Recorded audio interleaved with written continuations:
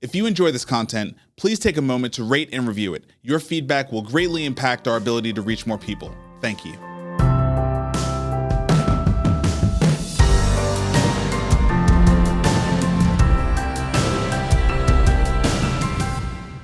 All right, Vic, it has been some week in the world. Yeah. We're going to change things up for this week, hopefully for this week only. Hopefully this is one terrible incident that we won't sort of relive in the future. But the CEO of United Healthcare, as just about everybody knows, Brian Thompson, was murdered yesterday morning. This is Thursday, December 5th. So that happened Wednesday, December 4th, before 7 a.m. Outside of his hotel. United Health Group was preparing for its investor day. And he was targeted and murdered. And I think throughout the day, there were questions around it because it was just such a shocking thing. First of all, the person was masked. They used a silencer, and apparently they got away on bike. Yeah. I think one of those rento e-bikes things that are hard to trace. Yeah. So obviously just an absolute shocking turn of events, a terrible turn of events. And today, as we are recording, they have a reward for the killer. They have put up some pictures of this person, and the industry is in shock overall. You know, you and I, we both know people at United Health Group. Yeah. Can't possibly express how sad and upset I am. I don't want to speak for you, but how sad and upset I am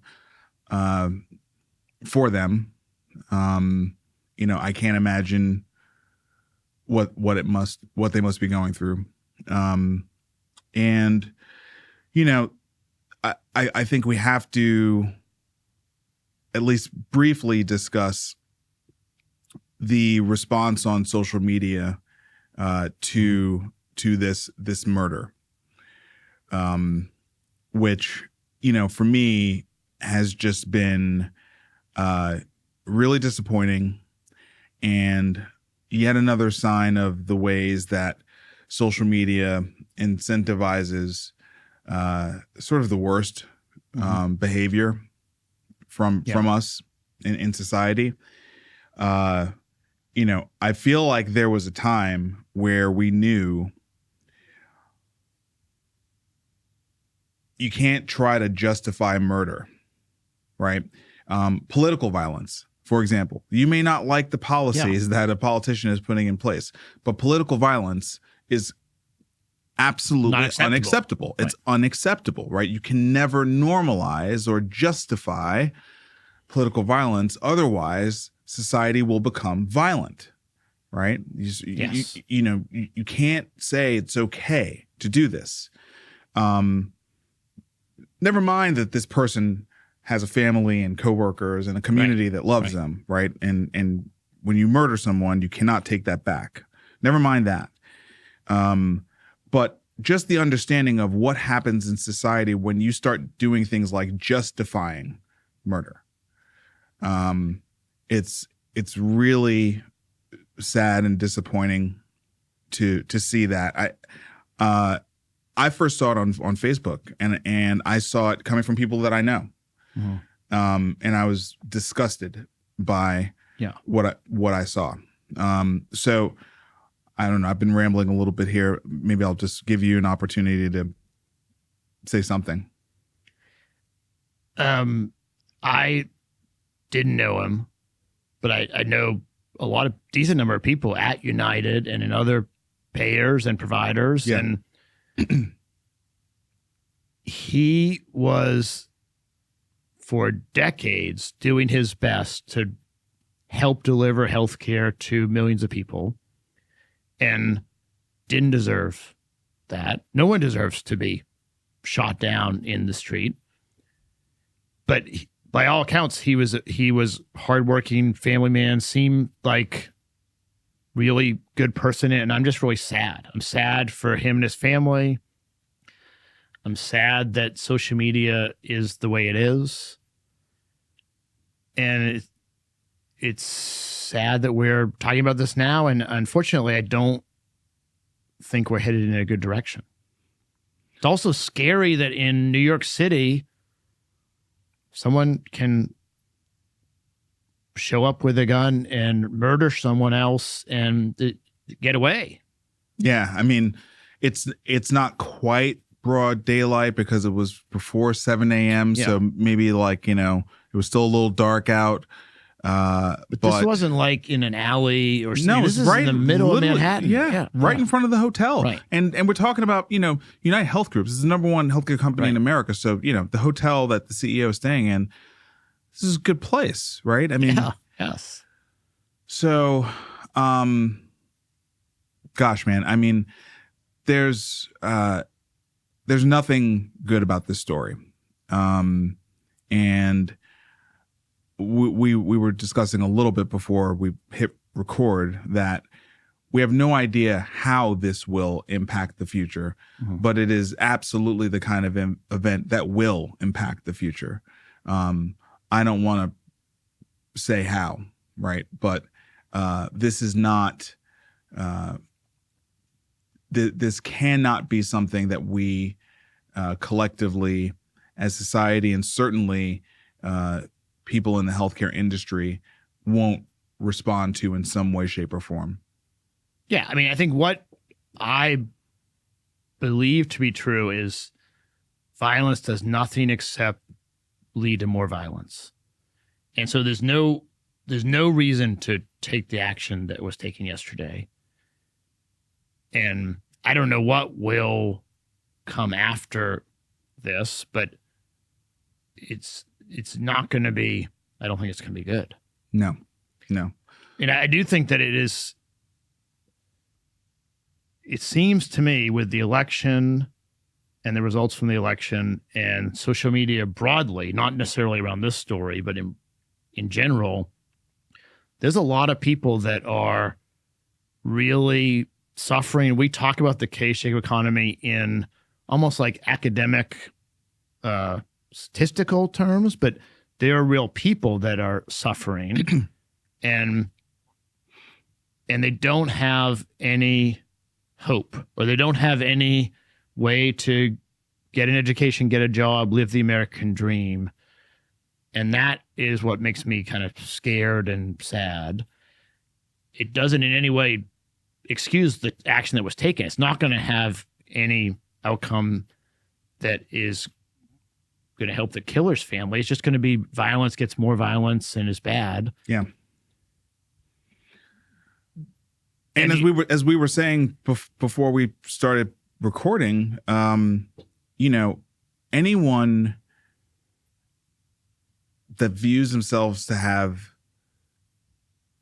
empathy, character, integrity is going to be challenged now to have sort of objective critique about United Healthcare, because you don't want to look in any way, shape, or form like you're justifying murder, right? I mean, like there are levels to this, and we have to deal with this level of premeditated murder. Yeah, is off the table. Worst thing you can do. I don't want to talk about anything else. Yes, I don't want to talk about anything else. Like that's it, right? So whatever the objective was, it was misguided. Yeah, it's. I mean, I think I want to talk about healthcare broadly, not necessarily United. Yeah. Okay? But there are insurance companies and health systems and doctors and nurses and pharmaceutical companies. Yeah. Yes. All of these different. I mean, I think it's probably the biggest employer in the country. Yeah. And I can't think of I know a lot of people in the industry. I can't think of one person that didn't get into it really trying to help people and make a positive difference. And the healthcare industry accepts people like in their most vulnerable, most difficult time in their life. And for the most part, I think in general does a good job caring for them. Yep. And at the same time, when you take in a patient who is having a lot of health problems, there will be people that die. And that's just what happens when you accept people in their most difficult, vulnerable state. They need help.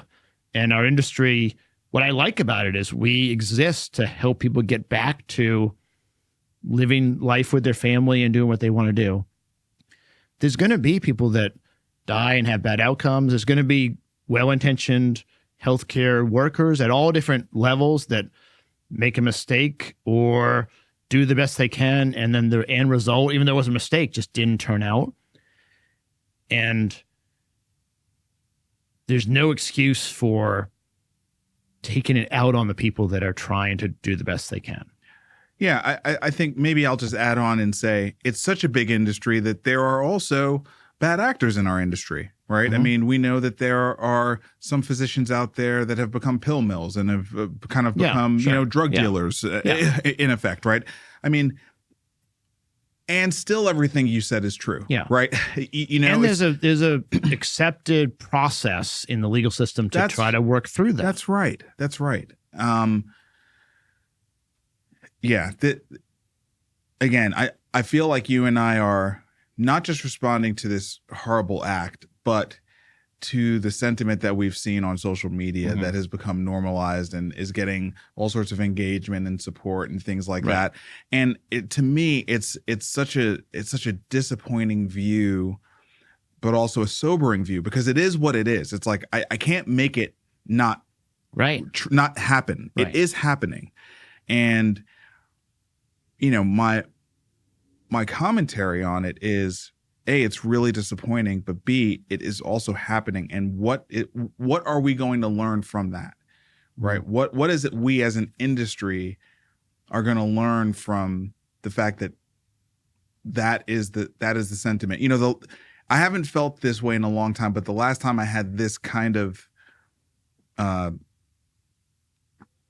just really bad feeling was during the pandemic, when there was all this negative energy towards hospital staff, when they were like risking their lives and their families' lives, and they were being attacked and all sorts of crazy things. And it's like, I understand the pressure that people were under during that time. Absolutely. But taking it out on frontline workers was just so inappropriate and inexcusable.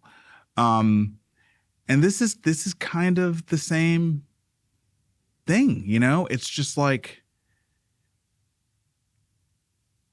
robbing children of their father, robbing a wife of her husband, robbing, other family members of their loved one, robbing coworkers, robbing a community of, obviously he's the CEO of United Healthcare, who's clearly a pillar in his community. How can you not be? How can you not be with that kind of position, right? How can you not be a pillar in your company? I've been to UHG headquarters, and I will tell you, like, it's a really big company, but these people, they act like a family, just like you and I. You know what I mean? Right. Like, so it's just. And I mean, I think I'll maybe I'll complain about how the industry is structured, how it's regulated, how the incentives are designed. Yes. And that's because I think we as a society or as an industry could organize ourselves better. And I'm trying to argue for that case. That's being a citizen. That's being a good citizen. Yeah. But there's a very big difference between arguing that the laws or the incentive structures or the reimbursement models need to be looked at and modified. And then that's very different than taking out aggression on an individual person or a group of people that are doing what they're told to do and following the existing structure. Sure, there are some bad actors, but in general, people are trying to do the best they can, and take care of their patients. Yeah. And I think that's true on the provider, the payer. It's true on all sides. And there's a healthy, our system is set up between payers and providers with attention on purpose. And we might debate how you could do it differently. There are other countries that do it differently, but we have to find some way to make decisions about how we're going to allocate healthcare. And whatever we set up, there's going to be a patient that dies or someone that doesn't get some image that they should want to have or they think they should have. There's no perfect healthcare system in the world. There's no way to do it where not one person is ever harmed. That's right. And the individuals like Brian Thompson, I just feel really sad for him and his family that he's being punished for something that's nothing to do with him. Yeah. Well, he's no longer with us, so he's not in any pain anymore. Right, but everyone who's left in the wake of his murder, you know, I want to explicitly use the word murder because he didn't die. Right. He was killed. Right. It's just tragic and terrible and so sad. All right. Let's try to compose ourselves and move on with the show. But we made a decision. We wanted to start with this. There's no way you could kind of roll into this later on in the show. Right. You know, and again, deep regrets and sympathies to anyone who is connected to Brian Thompson for your loss. Yes. All right. To the economy. Jerome Powell says that the economy is doing well enough that he can take his time with cuts. Yeah. Yeah, which is similar to what he was on stage in New York at the New York Times event. And said very similar to what he said maybe a week and a half ago. I think he is signaling that in the December meeting, no cut. Probably no cut. We're going to get the inflation number next week. Yeah. I think it's going to be higher than is expected. And if that happens, I think there won't be a cut. Mm-hmm. But we'll see. I mean, we haven't got the number yet, but I think it's likely that he will hold, but he left it open.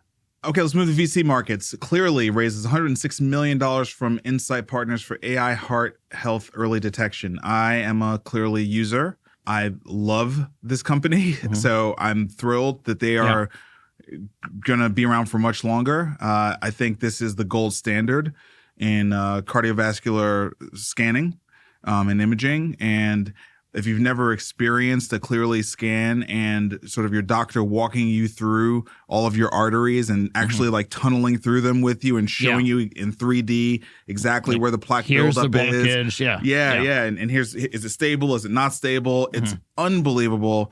You know, really not that expensive for the clarity you get, which should then drive either an intervention or tell you, hey, you're in great shape, but we got to keep it this way, right? This is fantastic. So kudos to Insight Partners for, you know, leading a really big round for this company, and I really hope this becomes a standard of care. You know, the calcium scan is good, but this is what's possible right now. This is what's possible. Yeah. To me, it's a question of who should get it. I mean, I think every adult over 30 years old should get a calcium scan. I wouldn't say that about Cleerly. I think it's much more like you get a calcium score that is not zero, then you go to Cleerly. But yes, I mean, or if you can afford it and you just want it and you want access to it. Right. Yeah. What I've noticed is when I talk to, I have a concierge doc. When I talk to my friends who don't have concierge docs, their docs are not making it available, right? And so I do think that's unfortunate that like if you don't have a concierge doc, it's probably not in the standard of care, and so therefore you may not get access to it. So my hope is that this becomes more of a standard of care. Yes. Sage, a senior living operating system, raises $35 million in a Series B from IVP. Yeah, so senior living really should be using some kind of operating system, like Sage or something else, to really manage all of their residents, know who's doing what, keep everything organized. It's been slow. And it's been, I mean, Brookdale here in town, that they do good service to their residents, but it's financed and managed, kind of like a hotel business almost. Right, like, right. What's your occupancy? Yeah. And then they don't really focus that much on the care like a hospital where it's very different than a hospital setting. Yes, it is very different. So I think it'd be great. I'm happy that they got the raise done. The end market has been challenging for me to invest in, but I hope they do well. Yeah. And they already have decent customer lists. They're in maybe 50 senior living centers right now. Now, it is a pretty fragmented market. Yes. Right? I mean, Brookdale's like the largest, and they have 10%. Yes. I think they don't even have 10%. Yeah, that's what it's sub 10%. Yeah. So still very fragmented, still very mom and pop. I think that's part of why it's so difficult. There's not enough sort of like really big companies at scale that can make you an enterprise platform. So you got to kind of knock on a lot of different doors. Yeah. And I think the truth is, if you give some great high touch automated service, doesn't really translate to many more seniors living there because the market's just not set up that way. So, speaking of concierge medicine, Sollis Health raises $33 million in the Series B. This is a NYC-based concierge medicine provider. $33 million Series B led by Foresight Capital. Yeah, so I was a little surprised about this deal. Honestly, it seems like it's 5 years later than a lot of the concierge, VC growth rounds. But at the same time, there's a lot of people, including me, that are not already on concierge medicine. Yeah. And so there's plenty of market opportunity out there. I think it's a growing market. I mean, I think if you look at how Peter Attia and Andrew Huberman have become, top 10 podcasts in the world, right, over the course of the last few years, clearly more and more people are becoming aware of the concept of concierge medicine. And I think as that awareness grows and people in the upper middle class band are kind of saying, hey, my health is directly related to my economic performance, they can say to themselves, it's an investment that I actually can see an ROI on, A, peace of mind, B, convenience, I can text this person, get to them whenever I want them to deal with standing in line and all this other kind of stuff. Right. But then also I can go get it Cleerly, right? I mean, I can do some of these more advanced things that will make me feel like I'm really taking care of my health so I can focus on making a lot of money. That at least that's the way I think about it, quite frankly. And from that perspective, I think that market's growing. So and of course they're in New York City. I mean, do I think that the concierge medicine space is saturated in New York City? Probably not. Yeah, well, and I thought it was interesting that they named the places they're going to grow into: Silicon Valley, Miami, and Texas. I mean, Dallas and Houston, Austin. Growing markets, right? With a lot of wealth. A lot of wealth. Soda Health gets $50 million to manage MA supplemental benefits. So this is a Series B round. And the usual suspects, General Catalyst, former Humana CEO Bruce Broussard, Lightspeed, Define, Quimming, and SVB Capital. Yeah, so I think this is good to see. There are benefits available to Medicare, Medicaid recipients that there's not enough uptake. The members don't realize that. And so I think this will be good to get more adoption, more of the actual benefits out there. We saw Instacart doing the SNAP thing last week. So this is in the same vein, I think. Yep. Yeah. No, this is great. Morgan Health, another every week. Yeah, General Catalyst and Morgan Health every single week. Yeah, they're busy over there. Or they have a big team. I don't know. So Morgan Health commits $25 million to Merative to enhance employer data capabilities. So this is actually, you know this space. Well, we've got a company in this space. I told you I think this is great because I think it's a validation of the opportunity. But Morgan Health is investing in Merative, $25 million. Yeah. Health Cost IQ is the one that anyone listening should use. That's if they're right. a big employer. That's right. But this will be a good second. This will be a good second. That's right. That's right. No, look, this is good. There's plenty of markets for everybody. Yeah, for sure.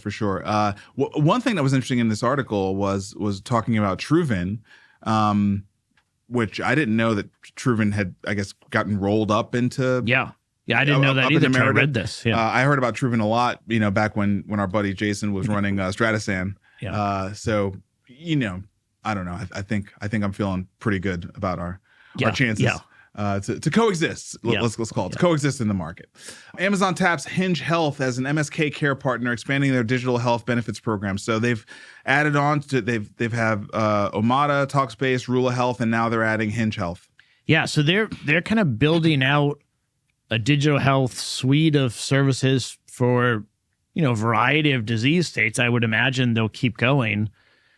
I think it's going to be pretty interesting that they'll have a kind of a stitched together offering for whatever your needs are. Yeah.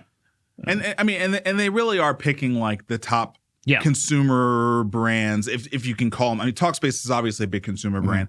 Omada Health, not so much, but it is the brand in the in the chronic care management space. And Hinge Health is I think that's the biggest MSK brand that I can think of. I think that's right. So they're clearly going with the top dogs in each one of these categories.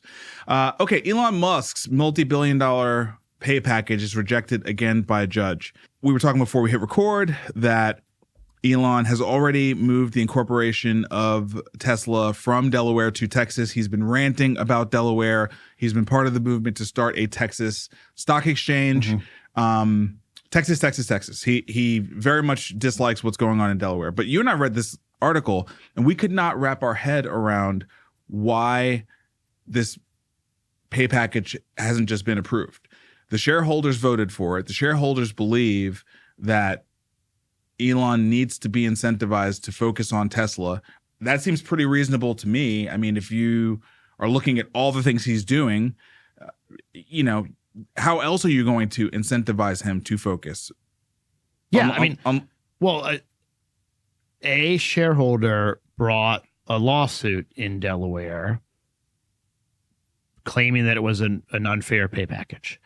With the benefit of hindsight, 10 years after, I think 10 years, maybe it was 8 years after they created it, and the goals that Elon Musk had to hit were significant. Yeah, and the company almost went out of business. Yeah, and I think it was maybe a 10x increase in the enterprise value of the business. That was one of several thresholds he had to hit. And it was not at all clear when they put that in place that there was any chance. I mean, I think most of the board was concerned that, this is just, I wasn't involved in it, but just reading through things, most of the board was concerned that it was going to be so hard to hit it would not be motivating because we're never going to get there. And with hindsight, this shareholder group is upset, but they got a huge financial return in the stock. Never mind that it was approved by the shareholders at the time. And then when this first came out, where they were appealing, they put it to another shareholder vote this summer. I think it was 75%, maybe 76% approved it with all the facts, and they put the entire court docket there. I do not understand how the Delaware court has any business getting in the middle of this. It's just the shareholders want to pay him to do a job, and he's willing to do it. I'm stop listening at that point. Look, there's a lot of things about Elon Musk that annoy me. Okay, but he is excellent at execution, and stuff like this validates his points and his positions, and I just don't understand why. Why are people giving him this kind of ammunition? Like, just give him the pay package. This is crazy. Yes, and I don't think. He has moved it to Texas, but I don't think you escape because it happened when they were in Delaware. Right. It is really unclear where Tesla goes next because he's been the CEO. He's done this work. They're not allowed to pay him. In order for them to give him $100 billion today, would be really challenging. So, it was an option package. So, the option has, appreciated, and all the other shareholders have benefited alongside the options. That's easy. From my view, that's easy. Now, finding $100 billion some other way is not at all easy. Should have done the math. Who should have done the math? The shareholders. They signed up for this. They did the math. That's what I'm saying. So what is there to argue about? Now, the court has disallowed it. We are saying the same thing. Yeah. We are saying the same thing. So it's like not at all clear to me what happens next.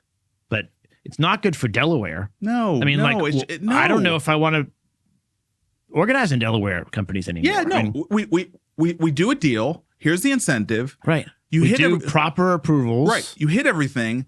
And then, look at that number. That number too big. Yeah. I don't care. Yes. I don't care. These were the terms, right? Especially with an incentive package. I mean, maybe you could be upset about a salary, but this was very, very incentive. Like he couldn't make the money without shareholders doing well. Yeah, I don't know. I mean, this is the kind of stuff that feeds the whole anti-billionaire, war on billionaires thing, and I just feel like what progressives don't understand about that positioning is that core to the American dream is the idea that anybody can go from nothing to unlimited success. There's not supposed to be a cap on your success.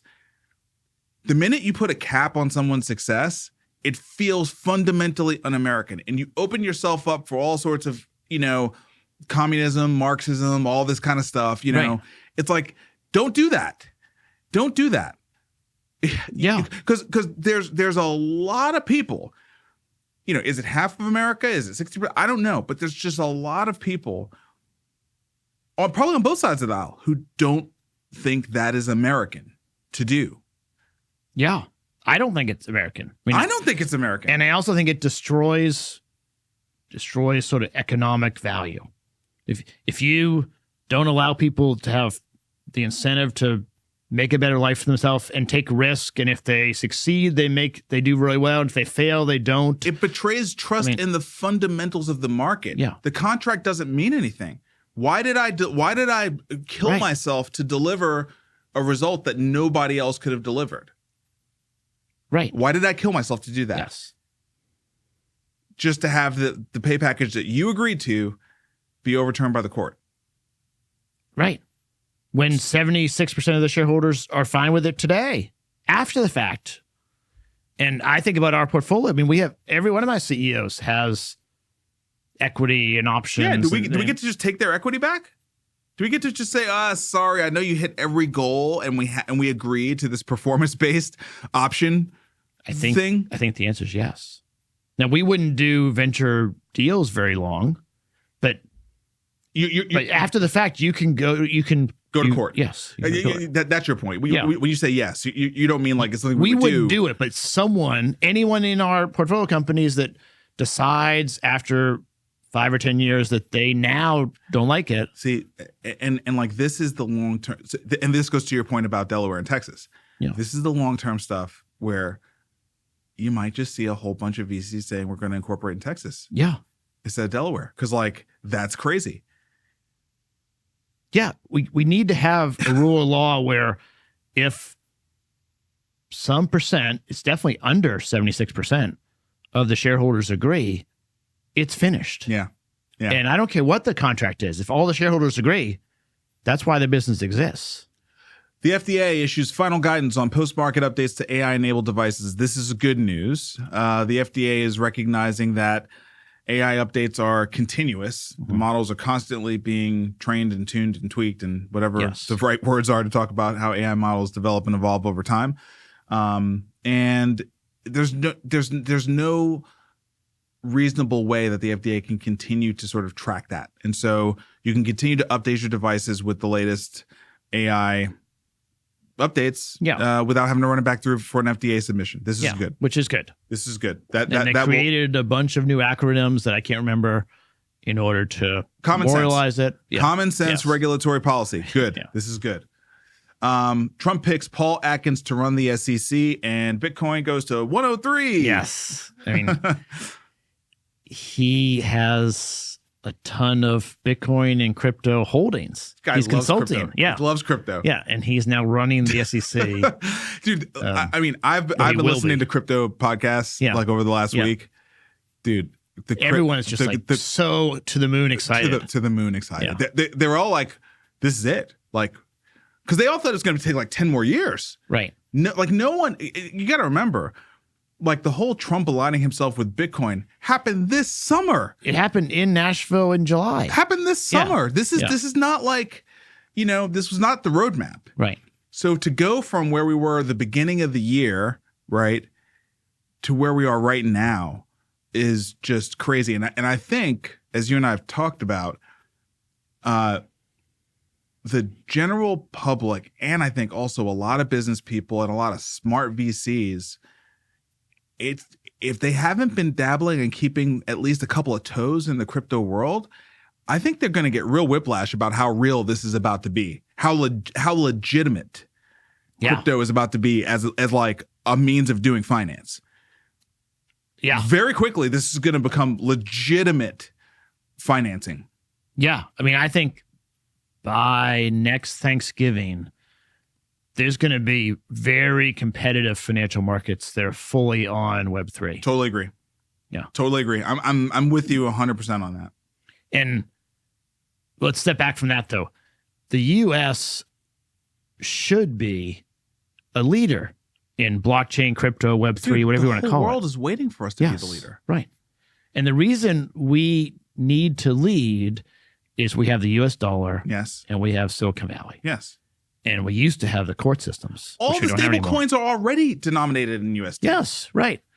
And so all Paul Atkins has to do is state, here are the rules of the road that you have to abide by. That's it. Just like there are in traditional securities markets.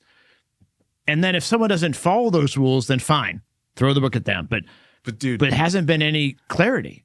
I mean, this is going to change so much. Like one of the dynamics that a couple of the podcasts I've been listening to have brought up is it's going to start attracting a bunch of the best engineers. Yeah. The best engineers have not done crypto because it's been like this rogue, like you got to leave the country to do it kind of thing. And that guy with Turbo Cash or whatever, Tornado Cash. In jail. Tornado Cash. Jail. Oh, did you see that the OFAC that got overruled? Did you see that? No. So he's still in jail, but OFAC was. There's a whole Unchained Larson podcast about this.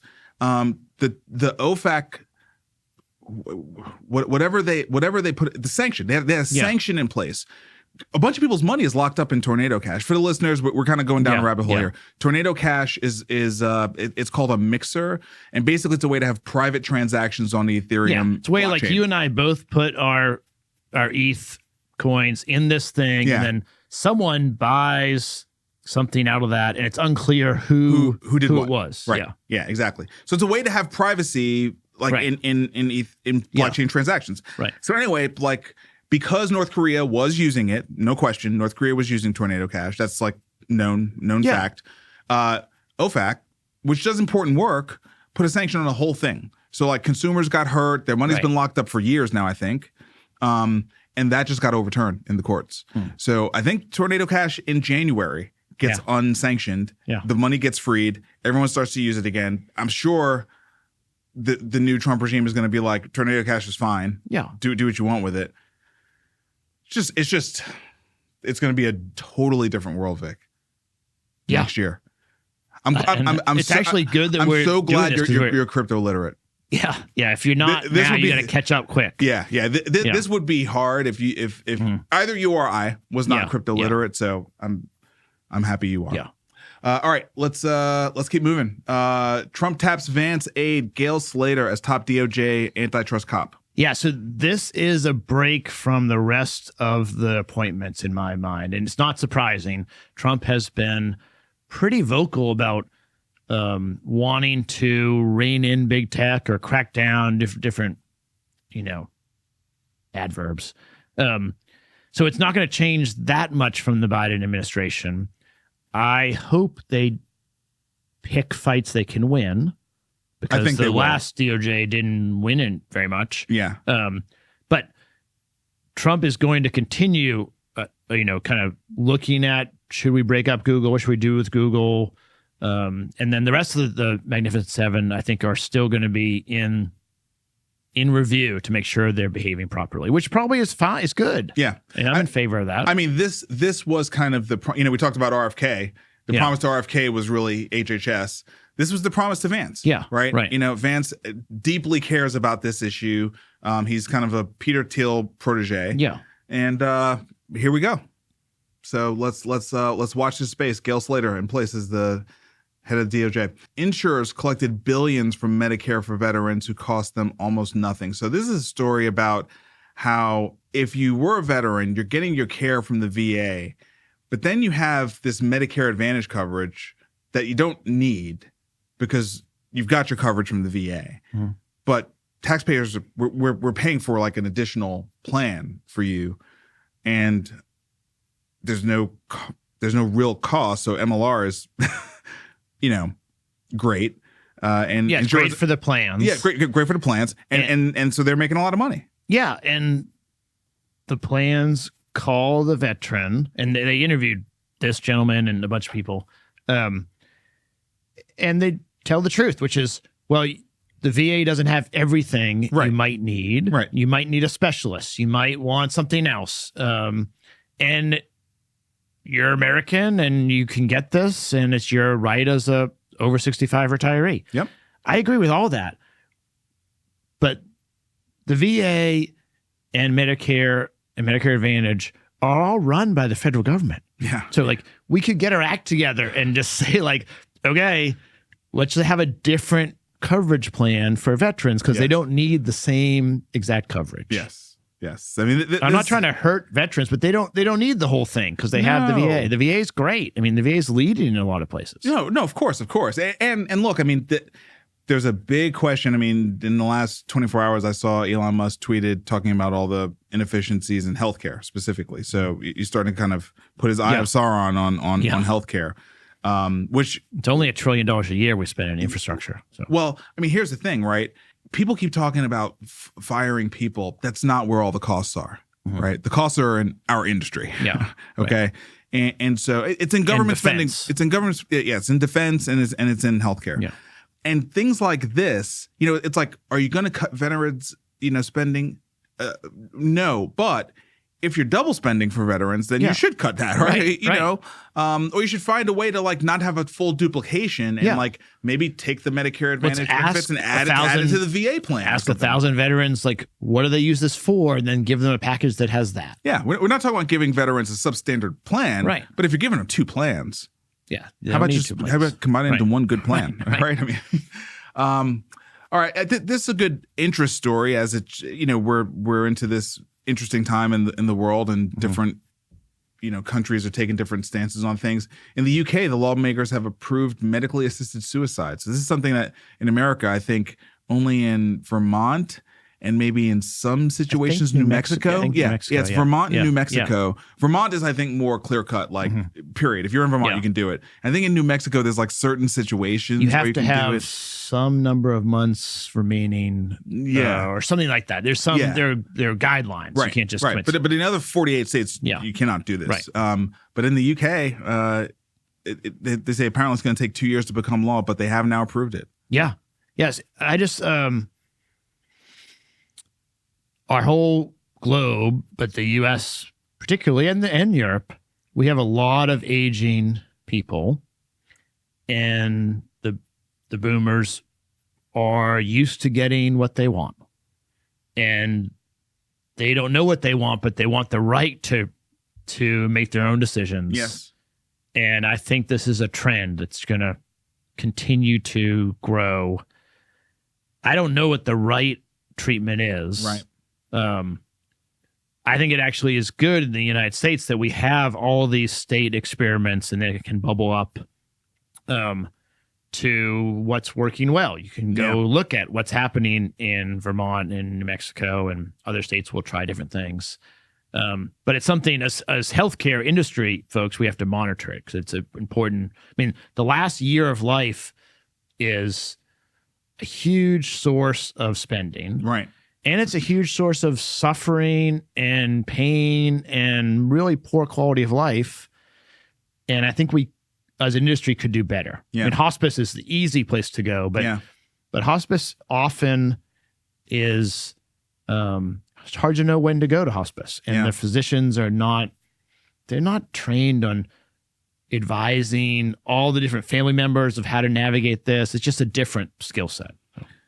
Recently here in Nashville, one of our business giants, Bill Freeman, took his life. And I don't know why he took his life. But it was known he was over 70 and he had a stroke, at least one stroke. Yeah, I don't know I know rumors and things, but I don't know the details more than you do. Yeah, so I'm gonna throw a big caveat in here. I don't know why Bill took his life, okay? But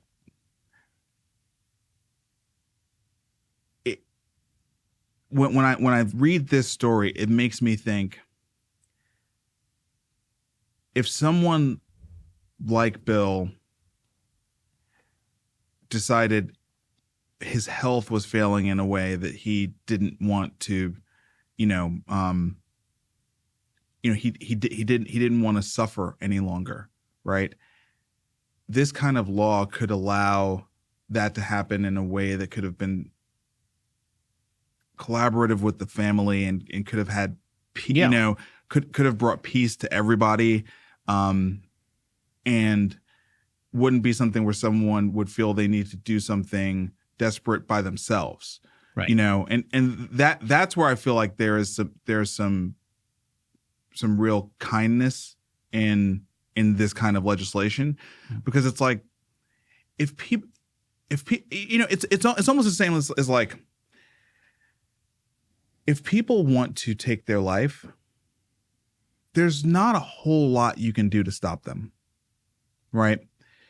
But can you frame it in a way that allows it to be a choice that is about the end of suffering because their health has deteriorated to a place where they don't feel that their life is worth living, and that is something they can do in collaboration with their family?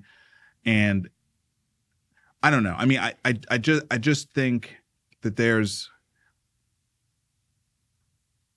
some pragmatic kindness in this kind of lawmaking. Does that make sense at all? Yeah. So, I mean, my wife's really driving it, Wendy. We are looking at buying a second place in New Mexico. Really? For this reason. exact issue. For this reason. And she likes Santa Fe. But for this reason. She researched where it is possible. Wow. And now we haven't done it yet, and I'm 54, she's 52. No, but it matters enough to you guys that you're really looking at it.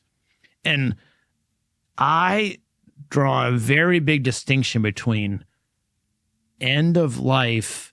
I don't want to go through the next 6, 12, 18 months of treatments and pain and suffering. I'm 80, I'm 90, I'm whatever. I'm at the end of my life. Sure. And I'm deciding that I've had a good life and I'd like to end it on my own terms. Mm-hmm. I think that's very different than a suicide in the middle of the life, where I would say, like, we need to intervene and they're not thinking straight. I completely agree. I completely agree. And yet we treat it legally, we treat it kind of the same. And no, and it's not the same. It's not the same. Yeah. It's not the same. That's kind of the point, right? That I'm trying to bring up here, right? Is it's not the same when it's. I mean, Vic, I gotta say, man, spending as much time as I have with my parents at this point in their life, it's daunting to see, what happens to us. Yeah. When we really, really get to those advanced stages. And, I'm very thankful that my parents have great attitudes and that mentally they're all there and they have a zest for life. They're very happy to be alive and they still want to see things. They still want to do things, and these are their words, right? I'm happy with that. But it's not for the faint of heart, man. Yeah. It's really not. It's, it's like, wow. I mean, I remember my dad, when I was a teenager and he was probably 50 something at that point. 'Cause, He's significantly older than me, right? And he would like beat me in a race down the street. Yeah, you know what I mean? Like again, his 50s. And to see where he is now, it's like, it's amazing. I'm so grateful for where he is now. It's, you know, it's great, but it's not for the faint of heart. Yeah. It is not for the faint of heart, right? Yeah. And to me, it's about the value of this story and us talking about the podcast, my wife and I talking about it is when we are not at the decision point, right? There's a lot of details to talk about. Like, okay, well, when do I want my wife to pull the plug, you know, and under what circumstances, what do I want to live for? What would I not want to suffer through? Yeah.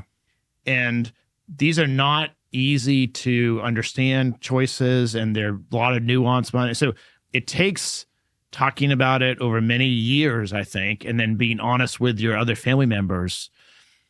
And if we just don't talk about it and then wait until someone's in a coma, and you know, who knows? It's at that point it's too late. That's right. All right, let's keep moving on. That one took us a little bit longer than I thought it was going to. Okay, this is an old story, but you wanted to bring this back up. Yeah. So I found this in a blog post. It's Robert Kennedy Jr.'s op-ed in the Wall Street Journal from September 5th. Which, of course, was a few months ago before Trump won the election.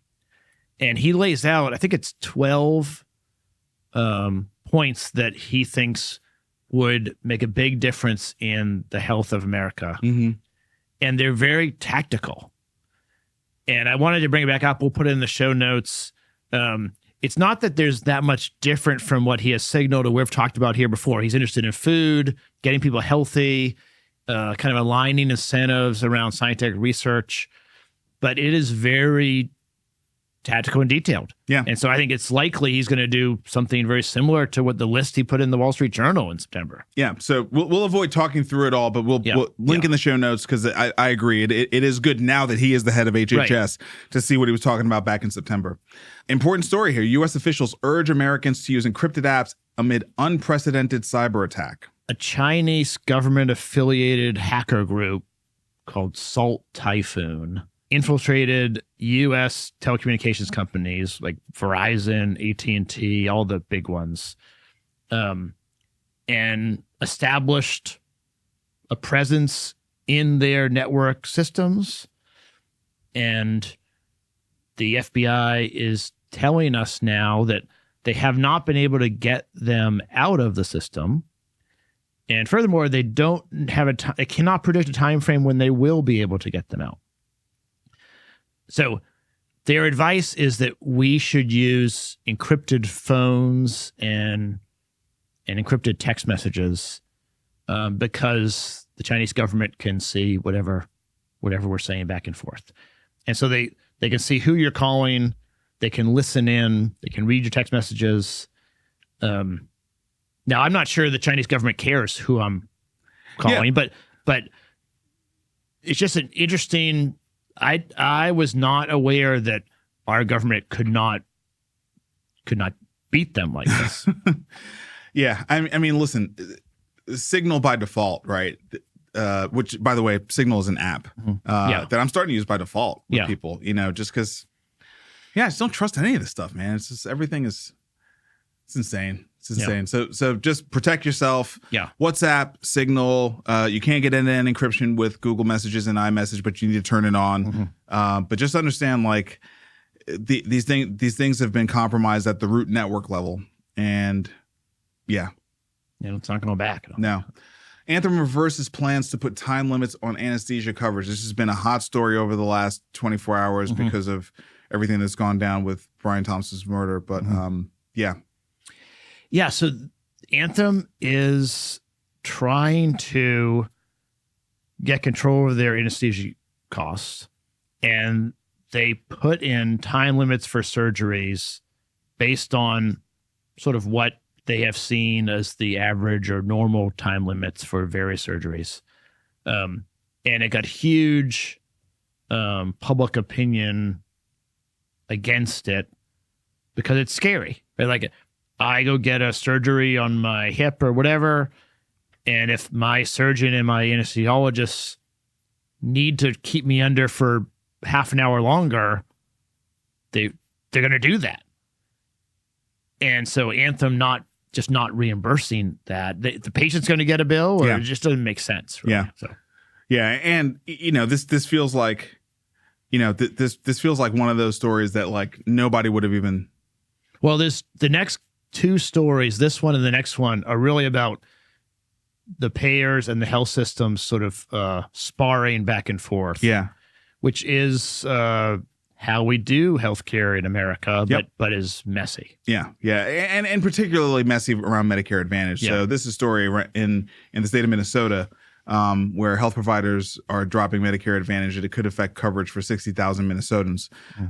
I'm dealing with this right now. I'm helping my parents to kind of figure out what plan they need to go on, because things are shifting underneath them right now. Like, the system that they're in, the plan they're in was compatible a year ago, not compatible today. Right. They don't know anything about that. People just feel like, the plans are screwing with them, but it's not exactly that. It's this negotiation between these folks. And I think the craziest thing about it is just like, if someone's in their 80s, this is very hard to navigate, Vic. Yeah. I don't know how seniors who don't have somebody that's advocating and has access to all their stuff and has power of attorney can. I don't want to change my health plan now. Right. And changing it, I mean, it's mostly affecting seniors. You basically change every year. Yeah, it's mostly affecting seniors, right? So one of our listeners, I just want to put a quick plug in. One of our listeners sent this story in, so which is great. So if you're listening now and you have a story we should cover, let me know. Shoot me a text or email. But then the next one is Becker's hospital report. So that was from this week in Minnesota. Right. But I wanted to see if it was going on nationwide. So about 3 weeks ago, so a little bit, there's 32 health systems that have dropped some or all of their Medicare Advantage contracts. Yeah. And Vanderbilt is one of them. Yeah. But there's 32 listed here. And there are big ones here. Big ones. I mean, Memorial Hermann, ChristianaCare, Baptist Health. Yeah. So there's a systematic issue going on where Medicare Advantage is not paying at a level that health systems feel that they can agree to. It got broken. Right? Like last year, this time we were doing all the deep dives with Emily and everything, and here we are a year later, and it's just broken. It just doesn't work. Doesn't work for the plans. The plans are leaving markets. Are losing money, so they're leaving markets, right? They're leaving markets, yes, and then in markets where they want to stay, they're not able to sign contracts. The health plans are dropping them. Yeah, it's broken. Yes. Yeah, so the whole concept of Medicare Advantage being a capitated, incentives-aligned thing can work, but there needs to be enough money in the system that it's functional. Yeah, and right now we don't have that.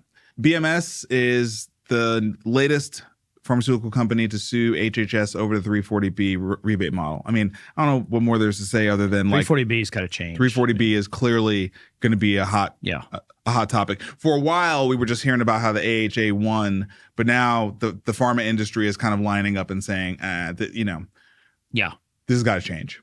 Yeah. We were just talking about this, actually. Yeah. You pulled together a slew of stories around transgender care for young people. Here in Tennessee, we have a big case going on between the ACLU and the state of Tennessee. And it's basically around a ban that Tennessee is putting in place for gender-affirming care for transgender adolescents. And the ACLU is sort of lined up and said this is, dangerous, and in fact, you don't have constitutional right to block this. They're citing the 14th Amendment, but apparently SCOTUS Blog and others are saying that the Supreme Court has heard the arguments and predictably is going to side with the states here. Yeah, so we'll put in the show notes there's op-eds from each side Yep. because they're well written and there are good arguments on both sides. And then the SCOTUS blog, it is pretty predictable, right? It's a conservative court. They haven't announced it yet. They won't announce the decision till next year. But Right. but from the QA and this blog, it seems like they're trending towards, supporting the state of Tennessee. I kind of think if the parents and the child make a decision, the state of Tennessee has no business getting involved. Yeah. But I mean, that is maybe going to get me some hate mail. But I don't know. I just think I don't want any state in between myself and my sons or my daughters or my transgender confused kid that needs to figure out what to do. I think the parents are best suited, or the parents and the doctor and the child.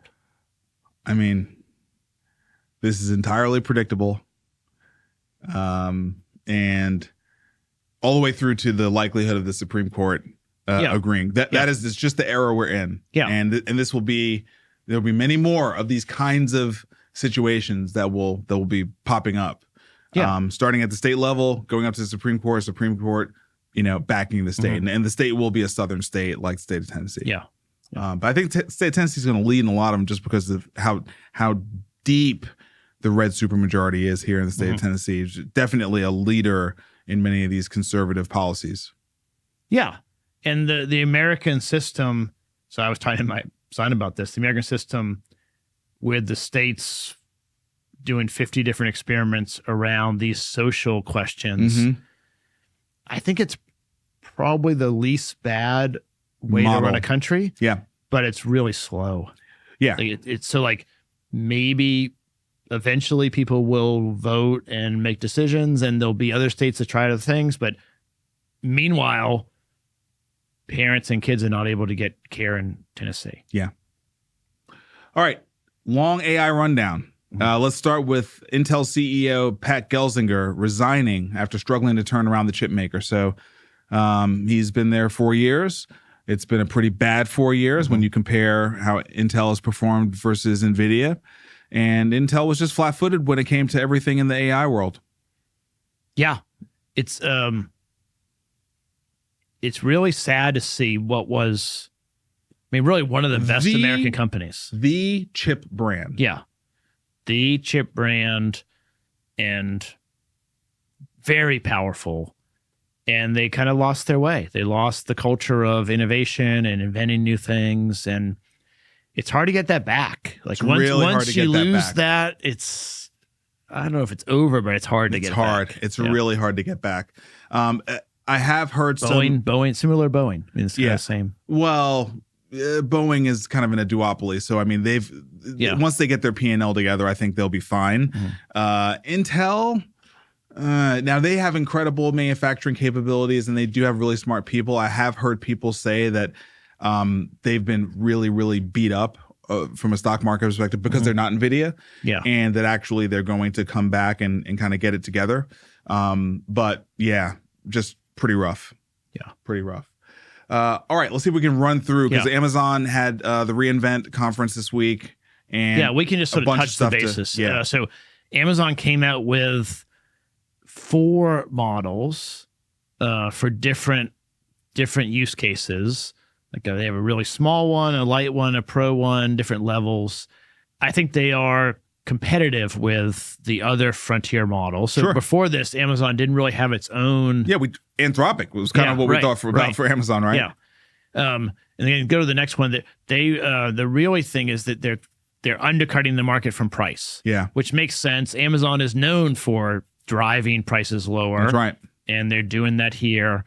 And just like it benefits me when I buy a book on Kindle or a present for my wife on Amazon, it's going to benefit me here too. Absolutely. So it's good for everyone. And you've already got all the developers on Amazon, right? Yeah, not all, but they are the number one cloud. There's no one that's a good developer who doesn't know how to build to AWS. That's right. Yeah. That's right. And Amazon has announced that they are doing their own homegrown chips. Yeah, they bought an Israeli company and moved it to Texas. And they're not competing with NVIDIA. but they're sort of taking the cheap, replaceable. There's going to be a lot of use cases where you don't need the Cadillac, Right. really high performing GPU. Right. And I think that makes sense. Yes. And there's going to be times like that. Yep. Okay, over to Google. Google has rolled out a new AI video model. It's called Veo or Veo? I think it's Veo. But Veo? I could be Okay. wrong. Okay. It's pretty cool. Yeah. Yeah. And all these video models, it's very short. Yeah. I mean, like You can't make anything long. when you mention video, I think of like a TV show or something. This is like 3 to 4 seconds. Yeah. But it's pretty cool technology. Yeah, and you It'll stitch all get these- longer. It'll start get getting longer. more and more. Yeah, exactly. Yeah. And then kind of in the same vein, DeepMind, which is, Google, they've also unveiled a model that can create playable 3D worlds. So think, if you're old like me, Doom, if you're sort of Minecraft, new, Minecraft, yeah, right. exactly. Yeah, so it spins up this entire world or universe from scratch. And they're using it for research, and it's just the whole world is gonna change. Yeah, but it's just crazy that, you can start to generate these things. I mean, of course, video game studios are going to compress to nothing. Of course, movie studios are going to compress to nothing. Yes. I mean, just get ready. GenCast predicts weather and the risks of extreme conditions with state-of-the-art accuracy. So they've now got an AI model that is the best at predicting the weather. Yeah, and this actually, I think, can be. By the way, this is Google as DeepMind well. again. Yeah, yes. I think this is going to be impactful pretty quickly, because being able to predict where a hurricane's going to hit more accurately is better all around. Yep. And it's incredible technology. It's better than what we have with all the government-based weather things today. Agree. And OpenAI, not to be left out. Yep. 12 days of OpenAI. So they are going to release today's day one, Wednesday, December 5th, and they're releasing a new product every day. Yeah, that's right. So pretty interesting marketing gimmick. I don't know how they're going to find 12 new products, but the product today is not all that new. And so I think several of them will be what today was, which is the not preview release of 01, which had already been previewed and a lot of people testing. And then another tier of ChatGPT Pro, where for $200 you don't have to pay by the token anymore. You just get all you can eat. Yeah. I think it's really smart, right? I mean, because I think if you deconstruct an Apple keynote, there's probably 12 products in there. Yeah, right. That's you know what I mean? Some of them are a new iPhone. Some of them are a new feature in the iPhone, right? And so this is a nice, and it's this seasonal, obviously. 12 days of Christmas, 12 days of OpenAI. Sam Altman, if nothing else, he's very good at marketing. Yeah. And you know what? I would love to know if ChatGPT came up with this marketing campaign. Yeah. Okay, you found this post on Twitter, and we were talking. There's a lot of stuff happening at the intersection of AI and crypto, like a lot. But tell me about this. Yeah, one. I thought this one was fairly easy for someone who's not like on base, making their own meme coins to understand. And so you go on to Twitter. It's called Otco, and it is an AI agent that automatically for you will create a Delaware LLC, put it on Base, which is one blockchain that is pretty common, and then it can start doing activities in the world. So one of the things that has been difficult in the blockchain Web3 space is liability, right? So like if I sign a contract and then I don't live up to my side, and there are damages, and I signed it with you, you could come after me and I'm liable for that. In the Web3 crypto space, there was no way to really have that easily done. And so they've solved that now, but they create an LLC structure, and you can fund it with, any token you want, Bitcoin or ETH or whatever you want. Yeah. And they do it live, and it's about 30 seconds. This came out yesterday. No, it came out a while ago. Okay. Yeah, so there's been 1,600 LLCs that have been created. And so there's going to be this intersection of Web3, crypto, and AI, where as AI gets stronger and needs to have money in a wallet and be able to, say, buy something on Amazon Web Services because it needs compute, it is going to do that with crypto. Absolutely. And of course. That is obvious to you and I, but this is the first time I've seen it like illustrated and up and live and running. You had a couple other examples, but it's going to accelerate everything. Yeah. I mean, crypto is the obvious financial system for AI. Yeah. Yeah. Obvious. Yeah. Right. It's free, permissionless. Right. You click of a button, you have a wallet. Yeah. Start throwing some coins in there. Go to town. Right. And final story, Waymo to expand to Miami aims to launch robo-taxi service there in 2026. Waymo is really capturing this whole autonomous car space by storm. Yeah. Yeah. I'm excited about this. I mean, it is going to, they're in LA and Phoenix, maybe San Francisco, and coming to Florida now. I think it's exciting. They're going to start rolling out to more and more cities. And again, this isn't exactly in the AI category, but it's pretty much AI. Yeah. And you're going to then have the ability just to call Uber or call Waymo app, and there won't be a driver that I have to have a fake conversation with. It's just automated. Well, let's see if in the Trump administration, Alphabet can hold on to Waymo. Yeah. Yeah, it's going to be an interesting year. It's going to be a really interesting year. Mm-hmm. Anyway, thanks for pulling together a great show. Sorry we had to start it the way we did, but I think at the end, we covered a lot of great stuff. Yeah. And exciting times on the innovation front for sure.